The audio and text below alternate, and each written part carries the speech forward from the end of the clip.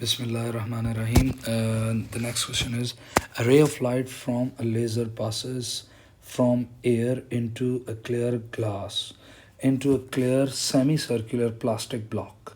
ठीक है, show that figure 7.1 shows the ray entering the block.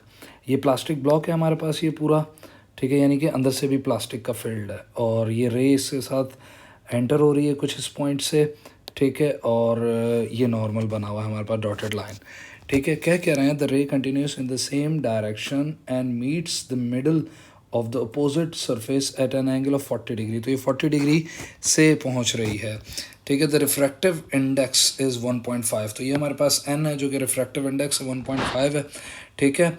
अब ये जो रे है हमारे पास ये पढ़ रही है, ये जाना तो स्ट्रेट चाहती है बिल्कुल ऐसे, लेकिन क्योंकि ये डेंसर मीडियम से रेयर मीडियम में जा रही है तो ये बेंड हो जाएगी अवे फ्रॉम द नॉर्मल, ठीक है, कुछ इस तरीके से। अब ये अवे फ्रॉम द नॉर्मल होगी। द रे continuous into the air, calculate the angle between the normal and the path taken by the light after it leaves the block. यानी ये जो एंगल है, ये एंगल नॉर्मल का एंगल जो है ये मालूम करना है हम लोगों ने।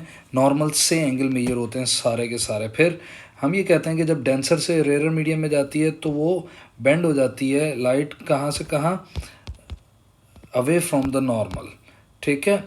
तो हमारे पास एक ही फॉर्मूला, ये रिफ्रैक्टिव इंडेक्स दिया हुआ है हमारे पास sine i over sine r. अब याद रखिएगा कि हमेशा साइन आई जो होगा वो यानी अपर न्यूमिनेटर जो होगा वो हमेशा ग्रेटर एंगल का होगा और स्मॉलर एंगल जो होगा वो हमारे पास डिनोमिनेटर होगा।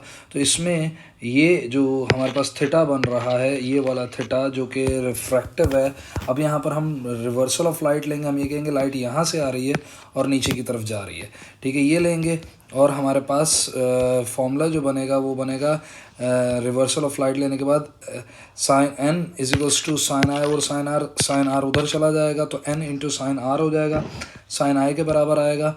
और फिर हम लोग साइन इन्वर्स, ये वाला साइन भी उठा के इस तरफ ले जाएंगे, साइन इन्वर्स हो जाएगा।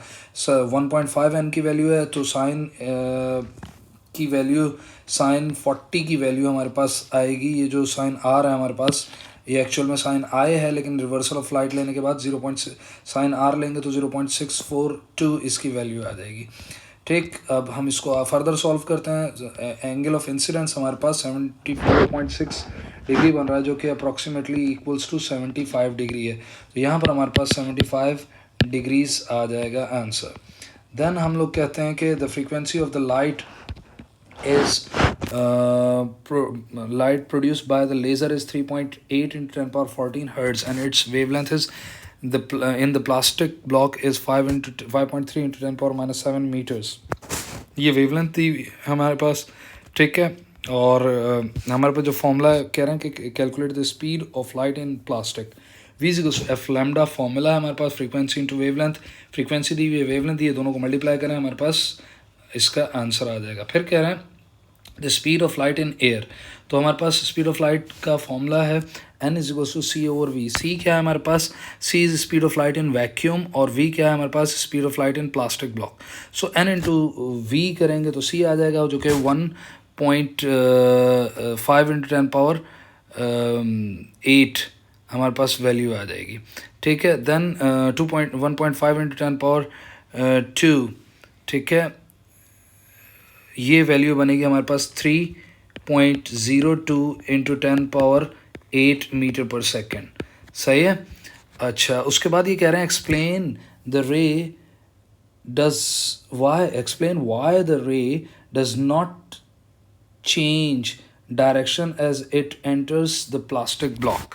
अब मेरी बात याद रखें बच्चे, क्या होता है कि जब कोई भी सर्कुलर ऑब्जेक्ट हो ना ऐसे, वो क्या होती है, यानी ये शीशे का भरा हुआ है या प्लास्टिक है, ये अंदर से भी भरा हुआ है प्लास्टिक का। अगर कोई और सरफेस है, वाटर की सरफेस है, ये वाटर है, ठीक है, या यहाँ से लाइट आ रही हो या यहाँ से जा रही हो, ऊपर से नीचे आ रही है, नीचे से ऊपर जा रही है, अगर वो 90 डिग्री के एंगल से पड़ेगी तो ऑब्वियसली वो बेंड नहीं होगी। तो याद रखिएगा कि वो लाइट रे जो परपेंडिकुलरली पड़ती है वो कभी भी बेंड नहीं होती। तो the light ray which is passing through the centre, अब किसी भी सर्कुलर ऑब्जेक्ट में हम ये कैसे डिसाइड करेंगे कि वो परपेंडिकुलरली पड़ रही है, तो हम ये कहते हैं कि वो लाइन रे जो सेंटर को टच कर रही है आके सेंटर को, तो वो ऑब्वियसली कहाँ से गुजर रही है, वो सेंटर से गुजर रही है और यहाँ से परपेंडिकुलर है 90 डिग्री, यहाँ से भी ये परपेंडिकुलर होगा 90 डिग्री, ऐसे ही ये परपेंडिकुलर है 90 डिग्री है,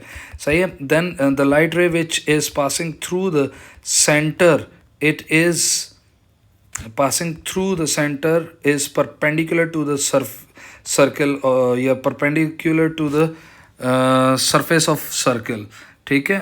when light ray shines strikes on a surface perpendicularly it never bends, ये बात याद रखिएगा। सो वो एक्सप्लेनेशन हम लिखते हैं, the ray of light is striking या shining with an angle of 90 degree so it will not bend, या हम यहाँ पे देखेंगे कि n इज साइन आई और साइन आ रहा है, इट विल स्लो डाउन, ये स्लो डाउन हो जाएगी, तो साइन 90 यहाँ पर हम पुट करके देखेंगे कि 90 आ जाएगा जो कि 1 के बराबर होगा, ठीक है, जिसकी वजह से ये बेंड नहीं होगी। मैथमेटिकली हम यहाँ से भी प्रूफ कर सकते हैं, मैंने थ्योरेटिकली आपको प्रूफ करवाया है।